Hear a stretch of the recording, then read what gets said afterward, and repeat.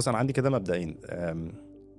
اليابانيين عندهم كده طريقه، هم ممكن ما يكونوش احسن ناس بيعملوا تكنولوجي في العالم، بس هم دي بيعرفوا ازاي يتقنوا اي كان اللي هم بيعملوه. يعني لو هو مثلا نجار، فهو بيقعد يجرب الحاجة مرة واثنين وثلاثة وعشرة، ممكن يقعد نجار طول حياته لمجرد ان هو يكون عنده قدرة ان هو يعمل مثلا انجل معينة او يكون عنده مثلا ساندنج بطريقة محترمة، او فهم بيقدروا زي يتقنوا الاعمال البسيطة دي. حاجة.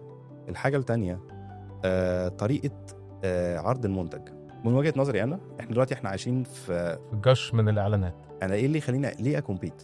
طب ما في 6 مليار بني ادم عايشين على نفس الكوكب، ما اكيد في سيجمنت معين من الناس هي ليها حبه اللي انا بعمله، فانا مش لازم اكومبيت مع حد. ولو انا عايز اكومبيت، انا ليه ما اعملش ماي اون ليج؟ هو في كام ليج مثلا بتتلعب مثلا في الكاتيجوري ده من البيزنس؟ مثلا ليتس سي 6 مثلا. طيب ماشي يا جماعه، ممكن يبقوا 7، مش مشكله يكون عندي فرق جامده بتلعب في الليج بتاعتي، بس على الاقل this is my own league, this is my own rules، وانا انا اللي بحطها. وده اللي انا كنت بحاول اركز عليه اكتر مع الوقت.